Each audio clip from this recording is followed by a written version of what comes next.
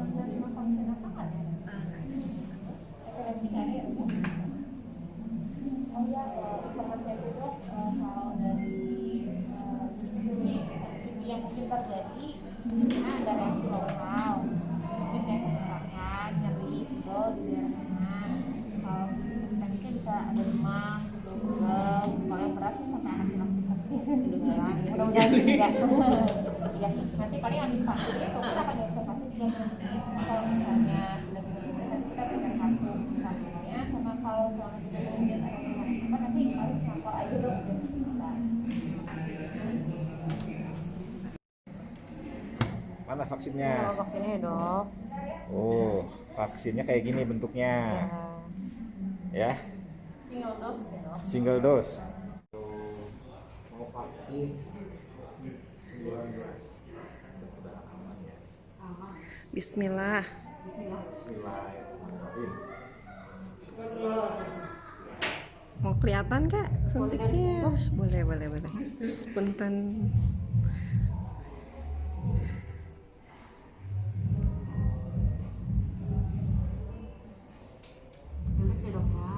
Bismillah.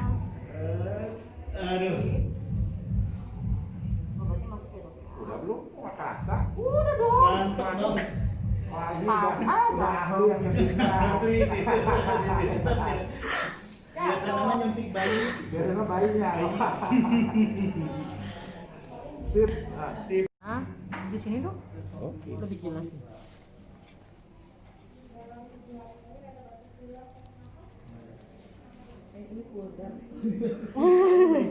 Tarik nafas dok. Relax ke nafasnya ya. Obatnya masuk dok. Halo, tadi kita berdua sudah divaksinasi. Ya nggak terasa apa-apa sih kalau buat saya. Cuman kayak dicubit, udah gitu masuk jarum, nggak terasa apa-apa. Udah gitu beres. Nah, setelah nanti divaksinasi, itu kita diharuskan untuk menunggu 30 menit melihat apakah mungkin ada reaksi akut terhadap vaksinasi. Mungkin ada yang alergi, bisa timbul gejala, laporan saat itu ya. Ya mudah-mudahan nggak ada masalah, kita tunggu aja 30 menit di sini.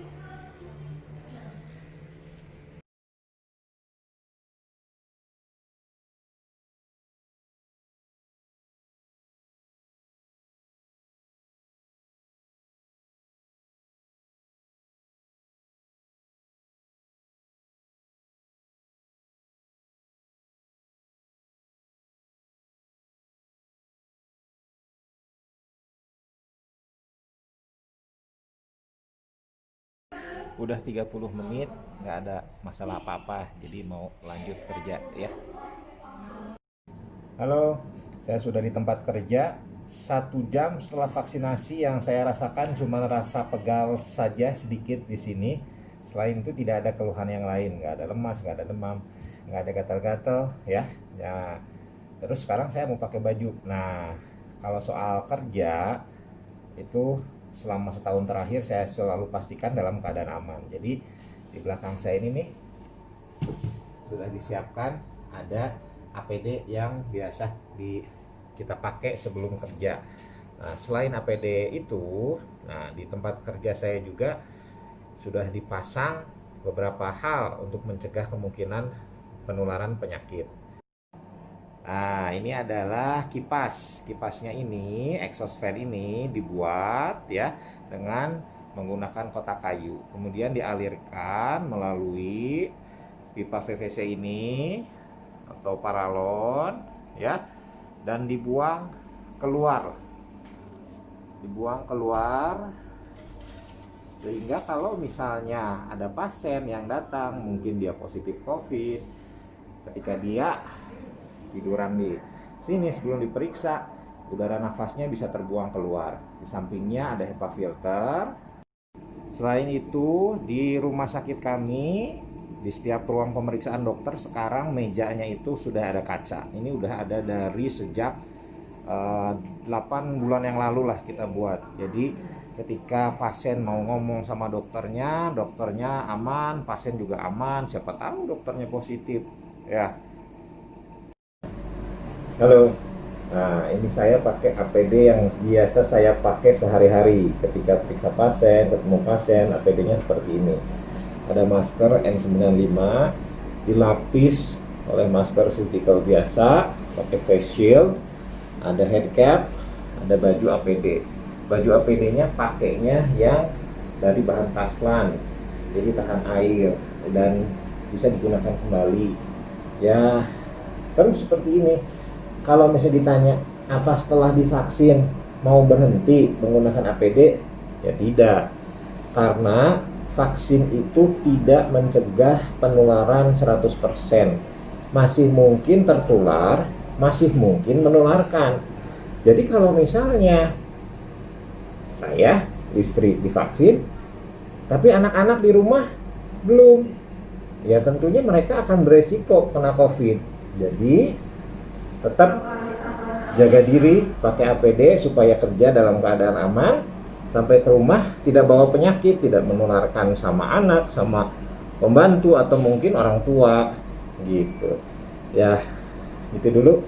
Saya mau kerja, nanti kita lihat lagi apa ada gejala setelah vaksinasi. Oke.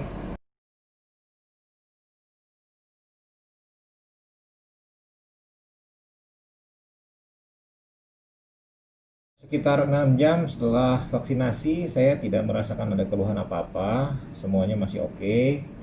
Tadi saya visit, ternyata pasien saya ada yang positif COVID. Nah, beliau perempuan berusia 50 tahun, punya sakit jantung. Awalnya sih waktu ketemu saya keluhannya bukan sesak, bukan batuk, bukan demam. Utamanya sakit perut. Sudah ada seminggu, tidak bisa BAB. Demam ada tapi tidak berat, tidak disertai batuk. Kalau kayak gitu kan saya mikirnya wah mungkin kena tifus. Tapi harus kita screening ke arah ke arah COVID, karena memang gejalanya bisa menyerupai gejala penyakit lain. Bisa COVID ini tidak hanya menyerang paru, tapi menyerang daerah sepanjang saluran cerna yang mengandung reseptor ACE2 juga. Jadi bisa ada keluhan berupa nyeri ulu hati, bisa mencret ya. Nah, akhirnya dirawatkan. Ini hari ketiga ternyata positif. Ya, pengobatannya tentunya harus disesuaikan, harus diisolasi pasiennya, tapi alhamdulillah membaik ya. Mudah-mudahan semakin hari pasiennya kondisinya semakin baik ya, harapan saya seperti itu. Sebagai seorang nakes yang bekerja di era pandemi, mau tidak mau pasti kita akan ketemu pasien yang mungkin COVID positif. Jadi perlindungan harus lengkap, tidak hanya sebatas APD. Vaksinasi juga bisa membantu mempersiapkan daya tahan tubuh kita. Kalau sampai terpapar COVID, diharapkan tidak sampai terjadi COVID yang berat. Jadi saran saya sih, kalau memang tenaga kesehatan sudah dikasih kesempatan untuk bisa divaksinasi COVID-19, segera lakukan. Karena kita bekerja dalam kondisi yang tidak menentu nih, pasien semakin banyak yang kena COVID ya. Jangan sampai malahan kita jadi korban. Ya, saya sedang dalam perjalanan pulang dan baru baca WA, dapat kabar katanya Syekh Ali Jaber meninggal dunia. Innalillahi wa inna ilaihi rajiun.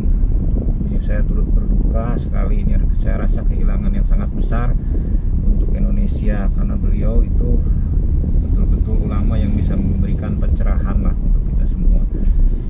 Nah, kabar baiknya katanya swabnya yang terakhir sudah negatif. Jadi memang pada kasus-kasus berat ini kita itu tidak hanya berhadapan dengan virusnya. Ada banyak yang sudah terjadi kalau misalnya kasusnya sudah berat. Ya, jadi bisa ada kerusakan organ langsung akibat virusnya itu sendiri, bisa ada pembekuan darah yang bisa nyumbat di organ-organ tubuh kita. Ada juga bisa terjadi peradangan hebat yang timbul akibat sistem imun kita yang overreaktif terhadap virus. Ada juga yang bilang karena setelah pengobatan, setelah terapi itu bangkai virusnya ini jumlahnya banyak sekali, dan mau nggak mau sistem imun kita harus mengambil si bangkai virus tadi, dan efeknya respon radang yang terjadi sangat tinggi. Jadi kalau misalnya mau ngobatin COVID, itu beranggapan tangani di awal, jangan sampai memberat. Kalau misalnya keburu berat, repot. Nah, vaksinasi itu juga salah satu cara supaya kita bisa mencegah terjadinya perburukan dari COVID-19. Jadi vaksin itu melatih sistem imun kita untuk belajar cara mengenali dan menghadapi virus SARS-CoV-2 ya, dengan memperkenalkan jasad virus yang sudah mati. Jadi tidak bisa menimbulkan penyakit lagi. Karena itu saya yakin di vaksinasi Sinovac ini tidak berbahaya, tidak apa-apa. Nah, ketika tubuh kita diperkenalkan jasad virus ini, virus inaktif ini, dia perlu waktu, tidak langsung ya. Jadi 2 minggu kemudian diulang, baru sekitar 21 hari dari situ kekebalan tubuhnya dinilai paling optimal. Jadi perlu setidaknya ada 35 hari ya dari sejak vaksin pertama, sekitar sebulan. Nah, dalam waktu sebulan itu kekebalan tubuh kita ya bisa dibilang belum ada ya, mungkin ada tapi nggak terlalu kuat ya.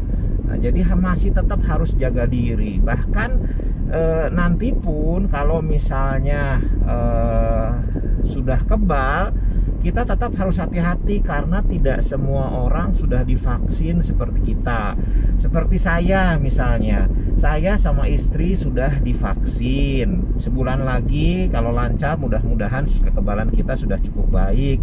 Tapi kan di rumah ada anak, ada pembantu, ada orang tua yang mungkin bisa juga tertular COVID, bisa mengalami sakit yang berat. Jadi kita juga yang sudah divaksin itu harus tetap menjaga protokol kesehatan. Jangan misalnya melepas masker, jangan berkerumun ya, tetap harus bisa bertanggung jawab. Jangan sampai kita kebal, orang di rumah enggak, kita malah bawa penyakit buat orang di rumah. Itu yang jadi kekhawatiran saya.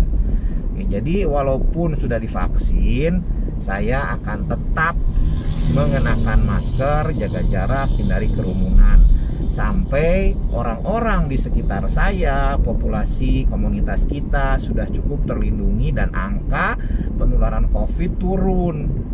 kurang lebih seperti itu. Tiap hari muka saya kayak gini habis pakai masker 95N95. Saya sih nggak masalah lah, pokoknya keluarga di rumah sehat. Kalau misalnya sampai bawa penyakit ke rumah kan yang rugi nanti, yang nyesel kita sendiri.